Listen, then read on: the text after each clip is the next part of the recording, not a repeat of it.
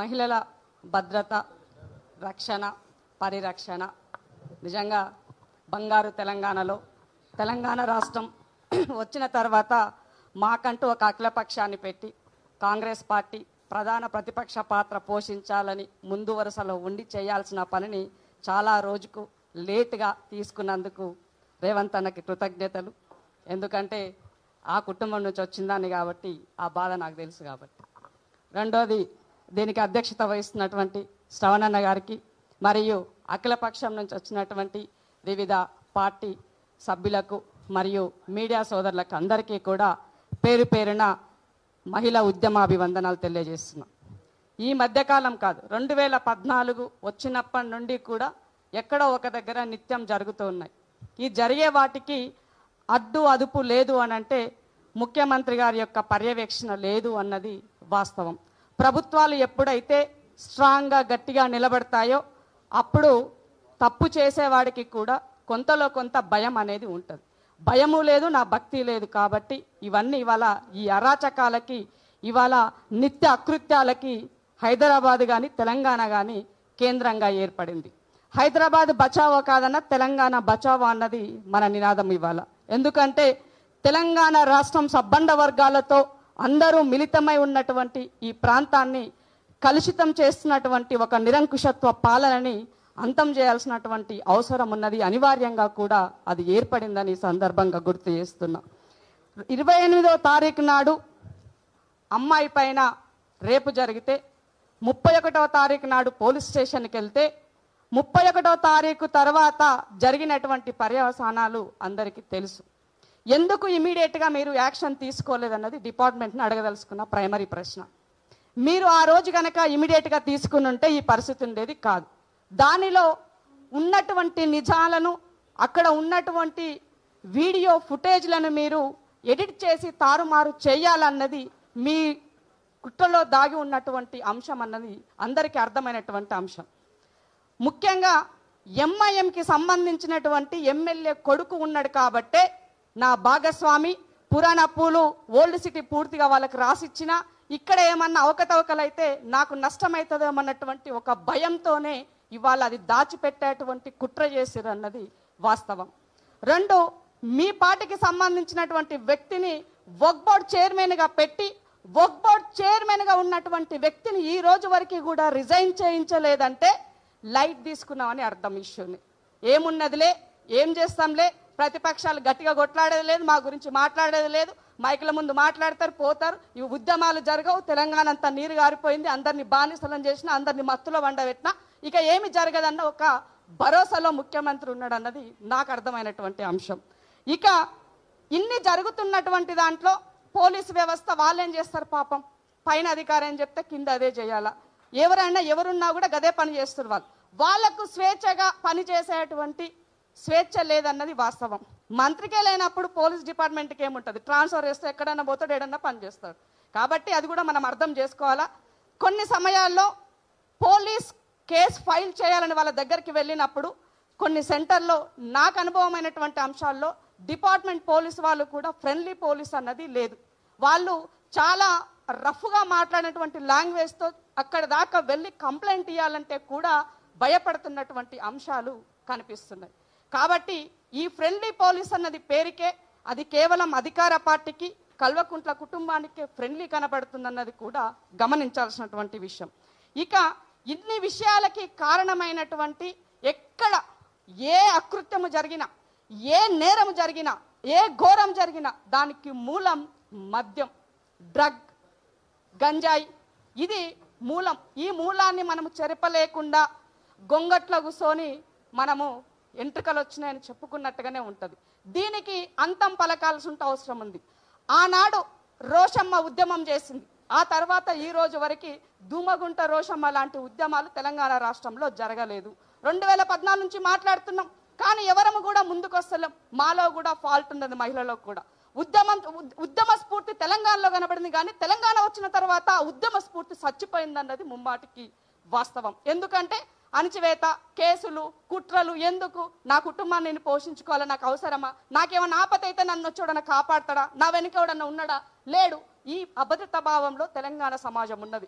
నేనున్నా అని భరోసా ఇచ్చేవాడు లేకపోవడమే ఈ దరిద్రానికి కారణమని తెలియజేస్తున్నా. ఇక మద్యానికి సంబంధించినట్టు ముఖ్యమంత్రి గారికి ఉన్నటువంటి చిత్తశుద్ధి, ఉమ్మడి ఆంధ్రప్రదేశ్లో 8 కోట్ల జనాభా ఉన్న నాడు లిక్కర్ పైన ఉన్నటువంటి ఆదాయం 10,000 కోట్ల రూపాయలు. ఇవాళ 4 కోట్ల జనాభా 10 ఉమ్మడి జిల్లాల్లో ఉన్నటువంటి లిక్కర్ యొక్క ఆదాయం 30,000 కోట్లు అన్నది రఫ్గా చెప్పుకుంటున్నటువంటిది. బట్ ఆర్టీఐ ఇచ్చినటువంటి లెక్కల ప్రకారంగా ఇవాళ దానిపైన 26,404 కోట్ల 83 లక్షలు. ఇది జనవరి 22, 2022 జనవరి కాపీ. సో దీంట్లో మీకు కొన్ని అంశాలు చెప్పదలుచుకున్నా. నేను ఆర్టీఐ రాసిన దాంట్లో ఎన్ని లిక్కర్ షాపులు ఉన్నాయి అని అంటే తెలంగాణ రాష్ట్రం 2014 నుంచి 2022 జనవరి వరకు ఇచ్చినటువంటి దాంట్లో 2620 లిక్కర్ షాపులు ఉన్నాయి. ఎన్ని బార్ షాపులు ఉన్నాయంటే 1077 బార్ షాపులు ఉన్నాయి. తర్వాత నేను పబ్బులు కూడా అడిగాను, ఎన్ని పబ్స్ నేను అడిగితే వాళ్ళు ఇచ్చినటువంటి స్టేట్మెంట్ ఏంటంటే దీంట్లో there is no definition of pub in excise act and rules. నేను ఏమడిగినా ఎన్ని పబ్బులు ఉన్నాయి, ఎన్ని అప్లికేషన్స్ వచ్చినాయి 2014 నుంచి ఇప్పటి వరకు నేను అడిగిన ప్రశ్నకి వాళ్ళు ఇచ్చినటువంటి సమాధానం. బట్ నేను ఇవాళ పొద్దున నేను ఆంధ్రజ్యోతి పేపర్ చదివినప్పుడు నాకు దీంట్లో ఒక స్టేట్మెంట్ కనబడింది. ఏంటి అని అంటే నిన్న హోంమంత్రి గారు ఒక రివ్యూ చేశారు. ఆ రివ్యూలో ఆయన ఒక స్టేట్మెంట్ ఇచ్చాడు. పబ్బులు అనేవి పోలీసు శాఖకి రావు, ఎక్సైజ్ శాఖకు మాత్రమే వస్తాయి అని వాళ్ళు ఒక స్టేట్మెంట్ ఇచ్చారు. ఏమైందో తెలియదు, ఇమీడియట్గా ఆ స్టేట్మెంట్ మారి మళ్ళీ ఇది ఎక్సైజ్ శాఖకు వస్తుందని వచ్చింది. అవగాహన లేదు, అడ్మినిస్ట్రేషన్ లోపం అన్నది చాలా క్లియర్గా కనబడుతుంది. నాకు ఇచ్చిన దానికేమో ఎక్సైజ్ పాలసీలోకే రాదు అని పంపించాడు, ఇందులో మాత్రము ఎక్సైజ్ అన్నది ఎక్సైజ్ డిపార్ట్మెంట్కు వస్తుంది, పోలీస్ డిపార్ట్మెంట్కి సంబంధం లేదని హోమ్ మినిస్టర్ ఇచ్చినటువంటి స్టేట్మెంట్. ఇది మా పట్ల ఉన్నటువంటి చిత్తశుద్ధి ముఖ్యమంత్రి గారికి. ఇక రెండో అంశానికి వస్తే ఇన్ని మన తెలంగాణ రాష్ట్రంలో ఎక్సైజ్ డిపార్ట్మెంట్ ఆదాయ వనరని అందరికీ తెలుసు. 2 లక్షల రూపాయలు ఒక అప్లికేషన్, నాన్ రిఫండబుల్. కేవలం అప్లికేషన్లతోనే ఈ ప్రభుత్వానికి వచ్చినటువంటి ఆదాయం 2,661 కోటి 58 లక్షల రూపాయలు. ఇది 2014 నుంచి 2022 వరకు రీసెంట్గా కొత్తగా పెంచినటువంటి షాపులతో సహా ఉన్నటువంటి ఇది లిక్కర్కి ఓన్లీ వచ్చినటువంటిది. ఇక మిగతా విషయం అయితే చెప్పాల్సినటువంటి అవసరం లేదు. ఇక మీరు ఉదాహరణకి ఒకవేళ పంజాబ్ తీసుకున్నట్లయితే పంజాబ్లో కూడా డ్రగ్ ఉంది, పంజాబ్లో కూడా మద్యం ఉంది, పంజాబ్లో కూడా దాదాపుగా తెలంగాణకి పంజాబ్కి చాలా విషయాల్ని మనం కంపారిజన్ చేసి మాట్లాడతాం. పంజాబ్ లిక్కర్ పాలసీ ఒక అప్లికేషన్ కొనాలంటే 30,000 రూపాయలు. అది పంజాబ్ గవర్నమెంట్ నుంచి నేను వాళ్ళ దగ్గర నుంచి తీసుకున్నటువంటి కాపీ. అంటే ఈయనకు ఆదాయం మీద ఉన్నటువంటి సోకు, మత్తు మీద ఉన్నటువంటి సోకు మా బిడ్డల మాన ప్రాణాలు కాపాడంలో లేదన్నది మనకు అర్థమవుతున్నటువంటి విషయం.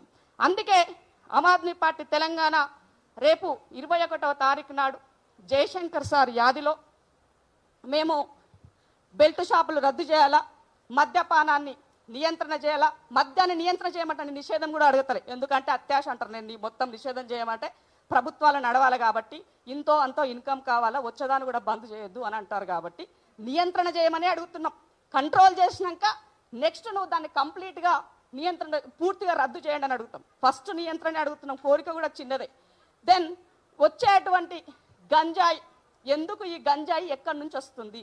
నేను చిన్నగా ఉన్నప్పుడు మేము నల్లమల బిడ్డన, నేను కూడా ఊర్లో ఎక్కడో చాటున ఇంతంత వేసేది అమ్ముకొని ఊర్లో ఉన్నటువంటి వాళ్ళు చేశారు. ఇవాళ ఓపెన్గా బహిరంగంగా గంజాయి దొరుకుతుంది అంటే ఎందుకు దొరుకుతుంది? హైదరాబాద్ నడిబొడ్డున ఒక ల్యాబ్లో క్రియేట్ చేసి గంజాయి తయారు చేస్తుంటే మీ యొక్క అడ్మినిస్ట్రేషన్ ఏం చేస్తుంది, మీ ఇంటెలిజెన్స్ ఏం చేస్తుందని అడుగుతున్నా. మీరు ఫెయిల్ అయిన ఒప్పుకున్నట్టే కదా ఈ విషయంలో. సో వీటన్నింటినీ మా యొక్క మాన ప్రాణాలు పోవడానికి అన్ని అకృత్యాలకు కారణమైనటువంటి మద్యాన్ని నియంత్రించాలా, బెల్ట్ షాపులు రద్దు చేయాలని చెప్పేసి దీక్ష చేస్తున్నాం ఇందిరా పార్క్ దగ్గర. ఈ వేదిక పైన ఉన్నటువంటి సోదరులందరికీ కూడా ఇన్విటేషన్ చేస్తున్నాం. ఎందుకంటే ఎవరో ఒకరు పూనుకొని ఒక పని చేయాలి కాబట్టి, ఒక మంచి పని చేసినప్పుడు పార్టీలకు అతీతంగా అందరం ఒకటిగా నిలబడాలి కాబట్టి నేను ఈ విషయం తెలియజేస్తున్నాను. దెన్ బెల్ట్ షాపులు 2019లో తెలంగాణ రాష్ట్రంలో ఎన్ని బెల్ట్ షాపులు ఉన్నాయని నేను డిపార్ట్మెంట్ని అడిగితే బెల్ట్ షాపులకి నాకు ఆర్టీఐ కాపీ ఇవ్వలే. మళ్ళీ నేను ఎన్ని రిజిస్ట్రేషన్ అయినాయి అని అడిగాను. ఇల్లీగల్గా ఎన్ని షాపులు రిజిస్ట్రేషన్ అయిన అడిగిన దానికి 17,988 ఇల్లీగల్ కేసులు రిజిస్టర్డ్ అయినాయని 2019లో ఇచ్చిన డేటా. ఆ తర్వాత ఇప్పటి వరకు ఎన్ని పెరిగినాయి ఒక్కసారి ఆలోచించండి. ఇన్ని నేను గవర్నర్ గారిని కలిసి కాంగ్రెస్ పార్టీలో ఉన్నానని నేను గవర్నర్ని కలిసిన, రిప్రజెంటేషన్ ఇచ్చిన, ఆ అమ్మ స్పందించలే. మరి ఇవాళ మొన్న ఏదో మహిళా దర్బార్ పెట్టారు. ఇది పొలిటికల్ లైన్ కాదు, బట్ మాట్లాడాల్సినటువంటి సందర్భం వచ్చింది కాబట్టి తెలియజేస్తున్నా. ఎవరైనా ఒక ఇష్యూను, ఒక సమస్యని మీరు జెన్యూన్గా పనిచేస్తే మీ ముందు తెచ్చినప్పుడు మీరు దానిపైన పరిశీలి చేయాల్సినటువంటి బాధ్యత మీ పైన ఉంది. ఆ రోజు దిశ ఇన్సిడెంట్, కానీ ఈ రోజు వరకు కూడా ఇవాళ రండి మీరు దర్బార్ మేము పెట్టినాం, మీ సమస్యలు మాకు తెలపండి అని అడుగుతున్నారు. ఎస్, 100% మీకు ఇస్తాం, కానీ మీ పరిష్కారం ఏంటి అని అడుగుతున్నాం. మాకు ఇచ్చినటువంటిది ఏంటి అని అడుగుతున్నాం. అది జరగట్లేదన్న బాధ మా అందరిలో ఉన్నది. ఇక ఎన్ని చెప్పినా కూడా ఒడవని ముచ్చట్లక్కనే మా బాధ ఉంది తప్ప బంగారు తెలంగాణలో భవితకి భవిష్యత్తు లేదన్నది ముమ్మాటికి వాస్తవం. ఆ భవిష్యత్తు కావాలంటే మా ముందు అన్న కొన్ని పెట్టినాడు, వాటితో పాటు కొన్ని సంబంధించినటువంటి రీహాబిటేషన్ సెంటర్స్ పెంచాల్సినటువంటి అవసరం ఉంది. రీహాబిటేషన్ సెంటర్స్ మన దగ్గర చాలా తక్కువగా ఉన్నాయి. గవర్నమెంట్ ఇచ్చినటువంటి షీ టీమ్స్ ఏదైతే చెప్తుందో ఆ షీ టీమ్స్ ప్రాపర్గా వర్క్ జరగట్లేదు.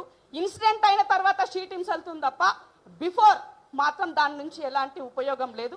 వాటిని పెంచాలా, అది గ్రామ స్థాయికి కూడా ఎక్స్పాండ్ చేయాలి అని చెప్పేసి నేను మహిళా కమిషన్ సునీతా లక్ష్మారెడ్డి అక్క కలిసినప్పుడు ఆమె అవ్వగానే, ఎందుకంటే ఆమె రావడం కోసం మళ్ళీ మేమే పోరాటం చేసినాం. మహిళా కమిషన్ లేదు కావాలని, అన్ని గడపని ఎక్కని మెట్టు లేదు, మొక్కని దేవుడు లేడు అన్నట్టుగా అన్ని చేసాం, వచ్చింది. ఆ అక్క కూడా కాంగ్రెస్ పార్టీలో మంత్రిగా చేసి ఆమె ఏం నేర్చుకుందో టీఆర్ఎస్ పార్టీలో పోయి నాకు తెలియదు, బట్ యాక్షన్ రూపకంగా లేదన్నది ముమ్మాటికి వాస్తవం. దానితో పాటు పోలీస్ స్టేషన్లో ఒక ఉమెన్ సెంటర్ని ఏర్పాటు చేయాలి పర్టికులర్గా. వెళ్ళినప్పుడు, ఎందుకంటే ఒక అమ్మాయి పైన అత్యాచారం జరిగినప్పుడు ఎంత ఒక తల్లో తనో వెళ్తారు, మగవాళ్ళకి ఏం చెప్తారండి, ఏం జరిగింది, ఎట్లా జరిగింది ఇన్సిడెంట్ వాళ్ళకి చెప్పడానికి ఇబ్బందికరమైనటువంటి విషయం. కాబట్టి ఉమెన్ అన్నది కంప్లీట్గా తను వినే విధంగా ఉండాల్సినటువంటి అవసరం ఉంది. ఇక భరోసా సెంటర్లు కూడా నడుపుతున్నది గవర్నమెంట్. భరోసా సెంటర్లు ఎవరికి భరోసా ఇస్తున్నారు? తెలంగాణ ప్రభుత్వానికి భరోసా ఉంది, మాకు భరోసా లేదు. ఎందుకంటే దాని పేరు మీద లక్షల రూపాయలు ఖర్చు పెట్టి భరోసా సెంటర్లను కొన్ని ఎన్జిఓస్ ఆర్గనైజేషన్లని వాటికి అడాప్ట్ చేసుకొని పని చేస్తున్నారు, కానీ ప్రాపర్గా పని జరగట్లేదన్నది కూడా వాస్తవమే. అంటే కేసులు ఇన్ని విపరీతంగా పెరుగుతున్నా ఎందుకు మీరు ప్రివెంట్గా బెటర్ దెన్ క్యూర్ లాగా మీ యొక్క వ్యవస్థ పని చేస్తలేదన్నదే నా యొక్క ప్రశ్న. ఈ మధ్యకాలంలో కవితమ్మ ఒక టీవీ ఛానల్ వాళ్ళు మహిళా సాధికారత కోసం ఆమెను ఇంటర్వ్యూ పిలిస్తే ఆమె వెళ్ళి మహిళలు బ్రహ్మాండంగా ఉన్నారు, గొప్పగా ఉన్నారని చెప్పారు. మరి మా ఎక్కకేడ కనబడ్డదని నాకు తెలియదు. ఒకసారి వచ్చి ఈ ఇన్సిడెంట్ జరిగింది, ఆమె పూజలు పునస్కారాలు దేవాలయ గుళ్ళు తిరుగుతున్నది ఆమె. ఈ ఇన్సిడెంట్ జరిగితే ఆడబిడ్డలు ఆగమవుతుంటే నేనున్నానని వచ్చి ఒక్కనాడు నిలబడి ఒక పరిష్కార దిశగా ఆమె యొక్క మాట లేదు. ఇదా మీకున్నటువంటి చిత్తశుద్ధి? తెలంగాణ ఉద్యమంలో ఏడచవం కనబడితే ఆడిపోయినావు కదా, నిలబడిపోయి నేనున్నాను భరోసా ఇచ్చినావు కదా, మరి తెలంగాణ వచ్చినాడు నీ అక్క చెల్లెల బతుకులు ఆగమవుతుంటే ఎందుకు భరోసా ఇస్తలేవు అని అడుగుతున్నాను నేను. నీ తండ్రి చేయడు, నువ్వు చేయడు, నీ అన్న చేయడు. ఇవాళ నీ అన్న ట్విట్టర్లో స్పందిస్తే కానీ హోమ్ మినిస్టర్ స్పందించాడు. ఇవాళ 888 ఇన్సిడెంట్కి సంబంధించి ఆయన స్పందిస్తే కానీ ఎడ్యుకేషన్ మంత్రి స్పందించదు. ఇదేమి దౌర్భాగ్యం రా బాబు? కేటీఆర్ అని ముఖ్యమంత్రియా? కాదు కదా. పట్టణ శాఖ మంత్రిగా ఉన్నావు, ఈ పని ఏంది? నువ్వు ఎడ్యుకేషన్ మంత్రి కాదు కదా, మరి నువ్వు హోమ్ మినిస్టర్ కూడా కాదు కదా, మరి నువ్వెందుకు స్పందిస్తున్నావు? దొంగలు పడ్డ 6 నెలలకు కుక్కలు మరిగినట్టుగా బోవని లేచి అందరు వరుగుతారు ఒక మాట మాట్లాడితే. మీ యొక్క చిత్తశుద్ధి మా మాన ప్రాణాలు కాపాడడంలో చూపించండి. లిక్కర్ను ఎట్లా బంద్ చేయాలో చేయండి.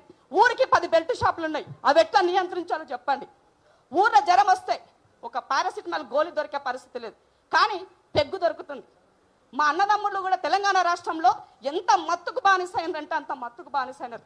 రేట్లు పెరిగినాయి, అయినా పోతూనే ఉన్నారు. పొద్దున్న లేచి ఛాయ్ తాగకుండా పోయి వైన్ షాప్లో ముందు కూర్చుంటున్నారు. షేమ్ అనిపిస్తలేదా? సంపాదించిన సంపాదన వాటికి పెట్టి పిల్లల్ని ఆగం చేస్తున్నారు. విద్య లేక వైద్యం లేక ఇవాళ ఆగమవుతున్నారు. ఆ దిశగా ఉండాలా ప్రభుత్వం. ఎప్పుడు పాలసీ 2 నేను గతంలో చెప్పినా ఇప్పుడు కూడా చెప్తున్నా, విద్య వైద్యం ఇవి 2 ఇవ్వండి, మిగతా అవసరం లేదు. అడుక్కున్న పరిస్థితుల్లో లేం. తెలంగాణ సమాజం చైతన్య సమాజం అంటున్నాం, కానీ ఆ చైతన్య సమాజాన్ని నీరు గార్చిండ్రు. తాగమంటారు, ముందుకు పోగానే ఊదుతారు, ఊదగానే జేబు చిల్లుమంటది, లేదంటే జైలుకు పోతావు, వానితోనే ఏదో పని చేపిస్తాం, కథం మేధావిది నార్మల్. సో ఇన్ని కష్టాలు పడుతున్నటువంటి మహిళలకి భరోసా కరువైందన్నది ముమ్మాటికి వాస్తవం. అందరం ఏకమై మద్యాన్ని నియంత్రించాలన్నదే ఉద్యమంగా ఉండాలన్నది అల్టిమేట్ డిసిషన్ అన్నది నా యొక్క ఉద్దేశమన. ఎందుకంటే అదే మూలం. అది చేయకుండా మనం ఎన్ని ఉద్యమాలు చేసినా, నువ్వేం చేసినా, కేసీఆర్ని ఏం తిట్టినా, ఎవరినేం తిట్టినా ఉపయోగం లేదు అన్నది వాస్తవం. అవసరమైతే ఈ రాష్ట్రంలో 1 కోటి మంది మహిళా సంఘం సభ్యులు ఉన్నారు, వాళ్ళని ఉపయోగించండి. కాంగ్రెస్ పార్టీ చాలా డెవలప్ చేస్తుంది మా మహిళా సంఘం సభ్యులను, వాళ్ళని ఉపయోగించండి. నేను ఒక ఊర్లో కేసీఆర్ ఊరి పోయినాడు ఆ పొలంలో పని చేస్తుంటే పోయి ఒక ఆమెను కలిసిన, బిడ్డ ఎందుకు మీరు ఈ పని చేస్తలేరని అడుగుతున్నాను. మద్యం పని చేయాలని ఎందుకు అడుగుతలేరని అడుగుతున్నది. నేను షేమ్గా ఫీల్ అయిన ఆ టైంలో. ఎందుకంటే ఎన్నో చెప్తాం, వేదిక దొరకగానే అన్ని మాట్లాడతాం, కానీ కార్యాచరణ రూపకంగా అది చేస్తలేం. కానీ అది బాధగా ఉన్నది. ఏది ఏమైనా కూడా ఒక మంచి కార్యక్రమం వైపు అడుగులు పడ్డాయి. దీనిని ఉద్యమ రూపకంగా ముందుకెళ్తే బాగుంటుందన్నది ఆలోచన. అందరము కూడా సీసీ కెమెరాలు తెలంగాణ రాష్ట్రంలో విచ్చలవిడిగా చాలా పెట్టినామని చెప్తున్నారు, హై టెక్నాలజీ ఉందని చెప్తున్నారు. డీజీపీ గారిని నేను ఈ మధ్య కలిసినప్పుడు కూడా ఆయన అడిగిన, సార్ ఫాస్ట్ ట్రాక్ కోర్టులు ఎందుకు ఇంప్లిమెంట్ చేస్తలేరు? ఇన్ని కేసులు జరుగుతున్నాయి కదా. హజీపూర్ ఇన్సిడెంట్ జరిగి దాదాపు 3 సంవత్సరాలు అవుతుంది. ఇప్పటి వరకు తనకి శిక్ష పడలేదు శ్రీనివాసరెడ్డికి. ఎందుకు పడలేదు? మా చేతిలో ఏముందమ్మా, అది జ్యుడిషియరీ కదా అని మాట్లాడుతున్నాడు. అందుకనే మనం పొలిటికల్ సిస్టంలో ఉన్నాం కాబట్టి జ్యుడిషియరీకి పోలీస్ డిపార్ట్మెంట్కి లింక్ కావాల్సినటువంటి అవసరం ఉన్నది. అనుసంధానం జరిగినప్పుడు మాత్రమే టెక్నికల్గా ఉన్నటువంటి సమస్యలు తొలగించినప్పుడు కొన్ని సమస్యలకి పరిష్కారం దొరుకుతుందని కూడా ఈ సందర్భంగా తెలియజేస్తూ, ఏది ఏమైనా కూడా ఆమ్ ఆద్మీ పార్టీ తెలంగాణ రాష్ట్రంలో మహిళల కోసం ఒక తెలంగాణ బిడ్డగా ఎవరు ఏ కార్యక్రమం చేసినా మహిళా రక్షణ కోసం తప్పకుండా నిలబెడతా ఉన్నాం. మీరు తీసుకున్నటువంటి అన్న చెప్పినటువంటి చాలా లిస్టులో దాదాపు ఉన్నాయి కాబట్టి అవి మళ్ళీ రిపీట్ చేయట్లేదు. కానీ తెలంగాణ రాష్ట్రంలో సామాన్యుడికి ఒక శిక్ష, ఉన్నవాడికి మరొక శిక్ష అన్నది ఇది అందరికీ అర్థమైపోయింది. మామూలు కార్లో తిరిగేటోడు, కూలి పని చేసేటోడు తప్పు చేస్తే వానికి ఇమీడియట్గా శిక్షలు పడుతున్నాయి. కార్లు వేసుకొని సూటు బూట్లో తిరిగేటోడు మాత్రం వాడు అన్ని రకాలుగా తప్పించుకొని తిరుగుతున్నాడు. ఇది మారాల. ఈ మధ్య కాలంలో జనగణ అనే ఒక సినిమా చూసిన, ఆ సినిమా చూడని ఎవరన్నా ఉంటే అసలు ఎట్లా పని చేస్తుంది యంత్రాంగం, లా అండ్ ఆర్డర్ ఏ విధంగా ఉందన్నది అర్థమవుతుంది. థ్యాంక్ యూ అన్న, ఈ అవకాశం కల్పించిన ప్రతి ఒక్కరికి. హాయ్ ఫ్రెండ్స్, మా టుడే టుమారో యూట్యూబ్ ఛానల్ చూస్తున్నందుకు చాలా థ్యాంక్స్. మరిన్ని లేటెస్ట్ వీడియోస్ కోసం వెంటనే సబ్స్క్రైబ్ చేయండి. అలాగే ఈ బెల్ ని కూడా రింగ్ చేసేయండి. మా నోటిఫికేషన్స్ అన్ని మీ మొబైల్లో వస్తాయి. అలాగే మా వీడియోస్ మీకు నచ్చితే లైక్ చేయండి, షేర్ చేయండి, నచ్చకపోతే కామెంట్ చేయండి.